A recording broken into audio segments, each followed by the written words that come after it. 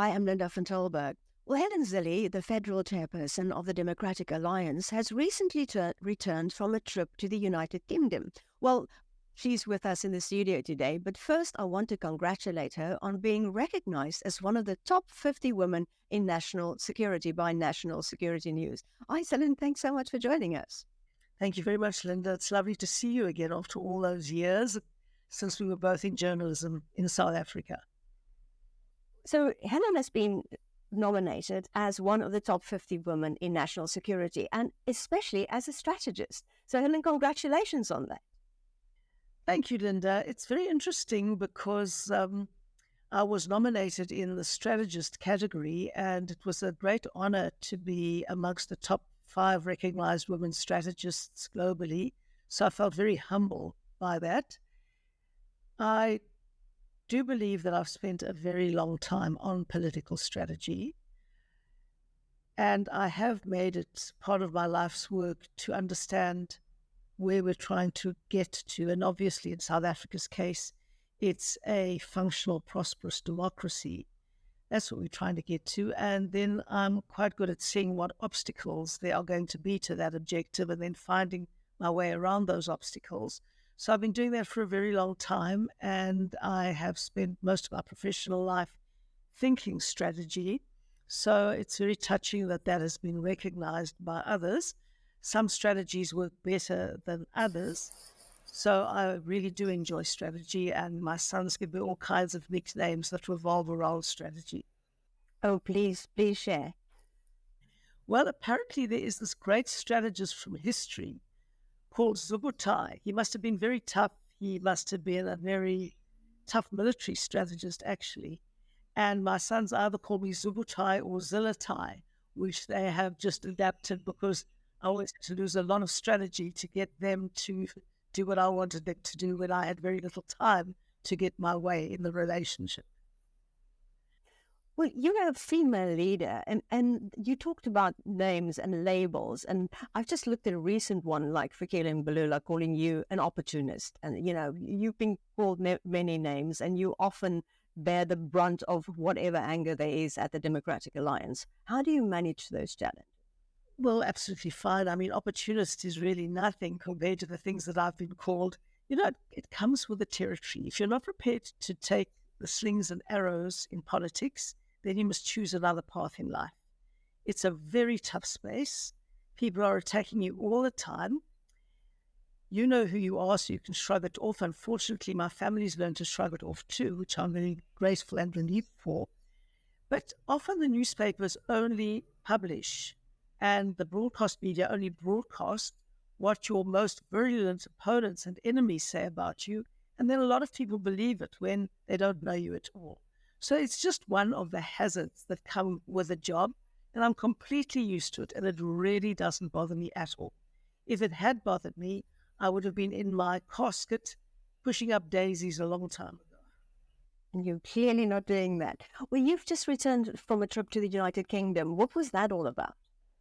It was very interesting. It was the Financial Times Africa Summit that they hold at regular intervals. And they basically understand that the future of Africa is critical for the rest of the world because Africa has got such a young population and a very rapidly growing population.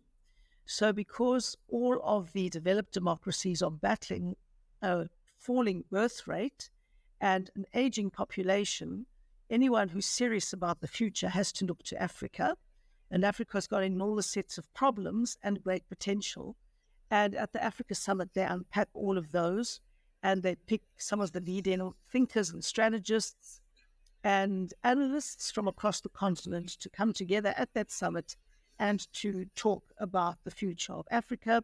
Also, a lot of leading Africanists from around the world come there. So we have very good interactions and analysis and debates. Well, the foreign policy space for Africa has just changed dramatically with the election of Donald Trump as the new president. Can we ask your views on how you think that would affect South Africa and Africa? Well, I think it'll be much tougher for South Africa under a Trump presidency. I don't think that the Trump presidency is going to look kindly on the friends of the ANC, which the ANC pretends are friends of the South African government. But we keep on telling the ANC, you're not in government alone, and you can't speak alone for government. We're in a power-sharing arrangement now, and your friends are not necessarily South Africa's friends. And we've just had that big contretemps, if you want to call it that, around Putin, who President Ramaphosa called a valued friend and ally of South Africa, and the DA did not agree with that. And we can be absolutely sure that Donald Trump is not going to take kindly to the foreign policy positions that the ANC takes. And our greatest risk, of course, is AGOA. It is the African Opportunity Act, that one that enables many countries to get preferential trade agreements with the United States. The Africa Growth and Opportunity Act, it's called AGOA. And although AGOA is going to be renewed for many countries, there's still a big question mark about whether it will be renewed for South Africa. And we might find ourselves out of AGOA as the Trump administration feels strongly that we are not acting in America's interests internationally. One of the clauses in AGOA, in the Act, is that countries are only eligible for the preferential treatment in trade if they do not undermine America's interests internationally. And it's a very clear concern that Donald Trump and his administration may well conclude that the ANC's international relations positions undermine American interests internationally. And then we're in big trouble. So what do you think drives the ANC's foreign policy? You've mentioned before that you think that they might get some support either from, Russia for some of its policies and from Iran for its court case. Yes, I have said that because I joined the dots and it looks pretty obvious to me. Because what incentive can there be for South Africa to alienate our major trading partners and our major investors? We do as much trade with Russia as we do with Angola. And that's not very much. So why you want to boast about our links with Russia when that is going to alienate our major investors, who are Europe and Britain and America by far, and our major trade partners, which is Europe by far? Why you would want to alienate all of them for a country that brings no trade advantage to South Africa, or very, very little? There must be some other incentive to do that. The old ideology of the Soviet Union certainly can't be the basis for the ANC's drive to support Russia, because our own constitution fundamentally contradicts Vladimir Putin's position on in the state and in international relations. So what is the incentive? What is the incentive for the former Minister of International Relations to say she doesn't consider Iran as a tyrannical regime? It is extraordinary that they keep on defending these countries and doing the bidding of these countries when there's absolutely no trade and no investment advantage for South Africa. Now, partly this can be explained, I suppose, by former loyalties. But no country drives its international relations portfolio solely on loyalties from 30, 40, 50 years back. You start at some point looking at what is in your national interest. And the most overriding priority for South Africa is to get economic growth and jobs. Number one. That is our number one priority as a country. So the critical strategic question for our government must be, how do we do that? And we do that through investment and economic growth, i.e. through trade. And none of the countries that the ANC aligns South Africa with can give us anything in terms of the most critical imperatives that we face as a country. So if that is true, which it is, then join the dots and draw a conclusion. How did the ANC, for example, yet out of near bankruptcy. They had over 100 million rand of debt to a communications company. They couldn't pay their staff for upward of 18 months. Yet suddenly all those woes are gone. Suddenly the ANC is able to run an election, and suddenly the international relations minister is meeting with her Iranian counterparts and flattering them and praising them. And then suddenly we're before the International Court of Justice.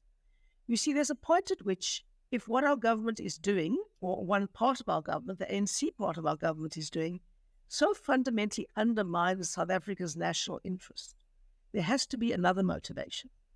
And you can't tell me that old loyalties are sufficient of a motivation to explain the ANC's behavior.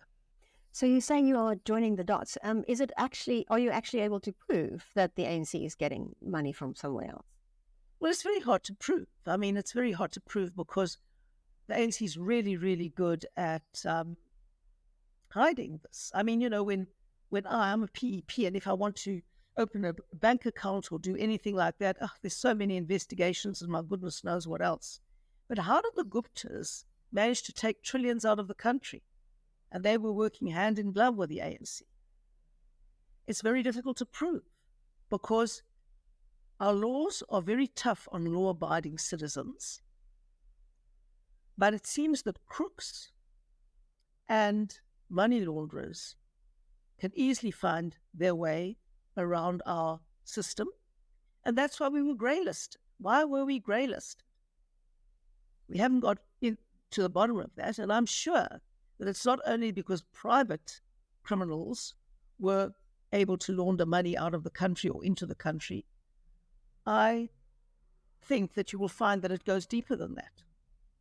So it's difficult to be able to prove these things. And when you can't prove it absolutely, then you greylist a country because you say, we may not have 100% proof, but the dots are so clear that when we join them, we think it's time we greylisted South Africa. So is this a crack in the GNU, this foreign policy that you differ so far from, and can you overcome it? Well, we're going to differ with the ANC when we differ with the ANC. We're not going to go along to get along. We represent voters. We represent upwards of 3.6 million voters, and we're certainly going to represent them. We're not going to try and curry favor with a party that rejects many of the issues that we stand for. We're going to stand up for our voters. That's why they put us here. And we're in this government of national unity to share power, not to prop up the ANC. And that has to be obviously very clear to everybody. And I know the ANC doesn't like it when we say we're in a power-sharing arrangement, but I'm afraid that is what it is, objectively speaking. And we will continue standing up for the voters who voted for us, without whom we would not be in this position. We're not going to go the way of many other smaller parties in coalitions which have died because their voters have thought that they are no longer standing up for what they committed they would do to their voters. We're not planning to do that in the DA. So we will stand up for what we believe is right. We are here to make South Africa work. That is our job. We're here to make South Africa work as a functional, prosperous democracy. And our number one job is to get people into jobs and to get the economy growing. That's our primary role. And if we think the ANC is undermining that, as it is in foreign policy very much, we will make those points loud and clear. Well, you are part of the GNU's clearinghouse mechanism. It's sat for a couple of times. How is that helping to resolve disputes? I've sat on the clearinghouse mechanism once, and that was over the Basic Education Laws Amendment Act that is currently the subject of a major standoff between ourselves and the ANC. And that has got to do with rights that are being taken away, constitutional rights that are being taken away in the vendetta that Hanyaza Lesufi is running against Afrikaans. That's basically what it is. And I think that discussions there were constructive and they were direct and very helpful. We are not at a point in that particular process where we have to put solutions on the table. I'm involved in doing that, and I will see this process through to the end. So, how do you respond to criticism that there's a racial bias? Well, you see, in South Africa, as you will recall from when you were here, when every other argument fails, you play the race card. This has got nothing to do with race. It's got everything to do with the principle of the right to mother tongue education in the Constitution.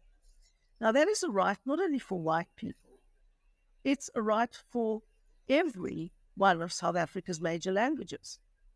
And the Pan-South African Language Board, was supposed to be there to develop every language into a fully fledged language of teaching and learning. They've done absolutely nothing about it.